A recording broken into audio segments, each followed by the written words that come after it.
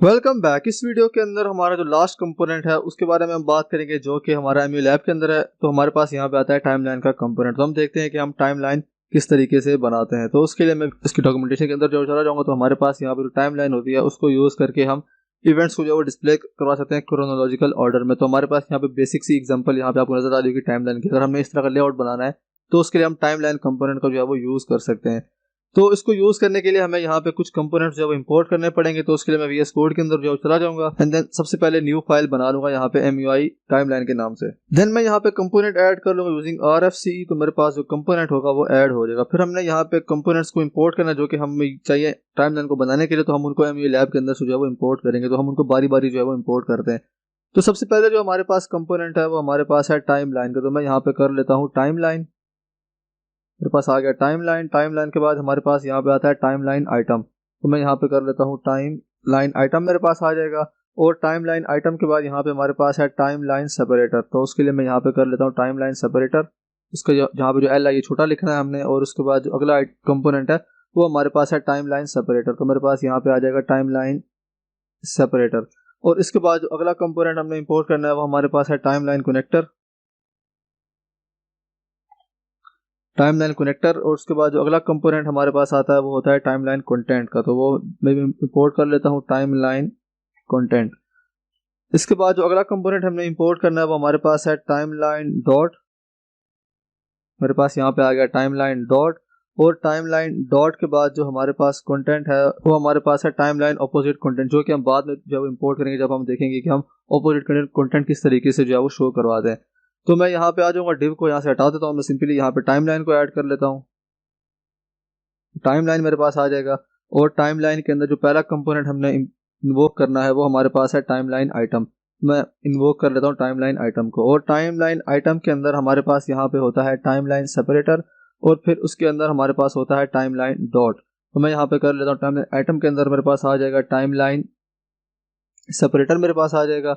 और timeline separator के अंदर हमने जो पास करना है वो हमारे पास है टाइमलाइन डॉट। टाइमलाइन डॉट हमारे पास आ जाएगा, जो कि इस तरीके से सेल्फ क्लोजिंग होगा। और उसके बाद जो अगला कंपोनेंट हमने इसके अंदर इन्वोक करना है वो हमारे पास है टाइमलाइन कनेक्टर। तो मैं यहाँ पे कर लेता हूँ टाइमलाइन कनेक्टर। टाइमलाइन कनेक्टर हमारे पास आ गया और ये भी जो है ये सेल्फ क्लोजिंग होगा। देन जो हमने कंटेंट शो करवाना है वो हम जहाँ पे जो हमारी टाइमलाइन आइटम है इसके अंदर जो शो करवाएंगे। और हमने शो जो करवाना है वो हमने टाइमलाइन सेपरेटर के बाद शो करवाना है। तो उसके लिए हम यहाँ पे टाइमलाइन कंटेंट का जो कंपोनेंट है उसको यूज कर लेंगे। तो मेरे पास यहाँ पे आ जाएगा टाइमलाइन कंटेंट। और इसका जो भी हमने कंटेंट जो है वो ऐड करना है वो हमारे पास यहाँ पे जो है वो आ जाएगा। मैं यहाँ पे कर लेता हूँ C++ में यहाँ पे कर लेता हूँ। लेट्स से कि मेरे पास कुछ स्किल्स है उनकी मैं टाइमलाइन बताना चाहता हूँ। तो उसके लिए मैं यहाँ पे जो टाइमलाइन बना रहा हूँ। तो मैं यहाँ पे C++ जो है मैंने लिख लिया। देन उसके बाद मैं यहाँ पे जो आइटम्स हैं उनको डुप्लीकेट कर लेता हूँ। यहाँ पे टाइमलाइन आइटम को मैं डुप्लीकेट कर लूँगा, यहाँ पे 3 दफ़ा मेरे पास आ जाएगा। उसके बाद मैं यहाँ पे कर लेता हूँ सिंपली C लिख लेता हूँ। एंड देन उसके बाद यहाँ पे मैं लिख लेता हूँ पाइथन। फिर जो कंपोनेंट है इसको मैं ऐड कर लूँगा app.js के अंदर। यहाँ पे जो पिछला कंपोनेंट है इसको मैं कमेंट आउट कर लेता हूँ यहाँ से। कमेंट आउट हो जाएगा। और जो नया कंपोनेंट है उसको मैं यहाँ पे ऐड कर लूँगा MUI टाइमलाइन वाला जो कंपोनेंट है। इसको फिर मैं यहाँ पे सेव करूँगा, जाऊँगा अपने ब्राउजर के अंदर। तो मेरे पास यहाँ पे जो सिंपल सी टाइमलाइन है वो मुझे यहाँ पे शो हो रही है। इसके बाद हमारे पास इसके अंदर जो है वो डिफरेंट वेरिएंट्स वगैरह होते हैं टाइमलाइन के अंदर। तो हमारे पास यहाँ पे सबसे पहला जो है प्रॉप इसके ऊपर पास करेंगे कि इसकी पोजीशन है वो कौन सी है। तो भी हमारे पास राइट साइड के ऊपर हम चाहते हैं कि लेफ्ट साइड के ऊपर आ जाए। तो उसके लिए हम यहाँ पे पोजीशन की जो प्रॉप है वो यहाँ पे जो है वो पास कर सकते हैं टाइमलाइन के ऊपर। तो उसके लिए मैं यहाँ पे आ जाऊँगा वापस MUI टाइमलाइन के अंदर। और यहाँ पे जो टाइमलाइन है इसके ऊपर मैं पास कर लेता हूँ पोजीशन। और पोजीशन के अंदर मैं पास कर लेता हूँ लेफ्ट। तो इसको मैं यहाँ पे सेव करूँगा। तो मेरे पास जो भी जो आइटम है वो सारे लेफ्ट साइड के ऊपर आ गए हैं। देन इसके बाद हमारे पास है अल्टरनेटिव टाइमलाइन। तो उसके लिए हम यहाँ पे जो है वो पोजीशन को जो है वो पास करेंगे अल्टरनेट। मैं यहाँ पे कर लेता हूँ पोजीशन के अंदर मैं पास कर लूँगा अल्टरनेट। इसको फिर मैं यहाँ पे सेव करूँगा, जाऊँगा अपने ब्राउजर के अंदर। तो मेरे पास यहाँ पे जो आइटम है वो इस तरीके से अल्टरनेट साइड के ऊपर जो है वो आ गए हैं।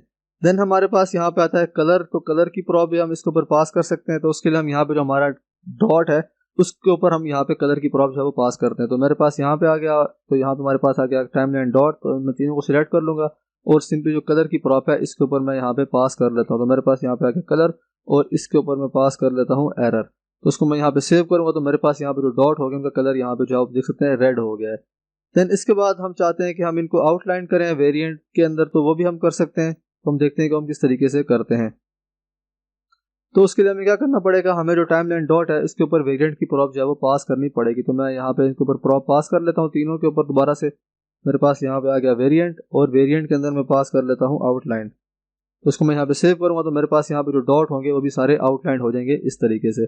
देन हमारे पास यहाँ पे है ऑपोजिट कंटेंट, तो इसको यूज़ करके हम लेट्स से कि हम चाहते हैं कि हमारे पास यहाँ पे C++ से पहले कुछ और भी लिखा हुआ आ रहा है इस साइड के ऊपर ऑपोजिट के ऊपर।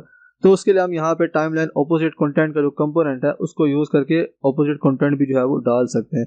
तो उसके लिए हमें क्या करना पड़ेगा, सबसे पहले जो हमें कंपोनेंट है उसको इंपोर्ट करना पड़ेगा टाइमलाइन ऑपोजिट कंटेंट को। तो मैं यहाँ पे इसको इंपोर्ट कर लेता हूँ। मेरे पास यहाँ पे आ जाएगा टाइमलाइन ऑपोजिट कंटेंट। तो इसको जो है हम इस तरीके से इन्वोक कर लेंगे।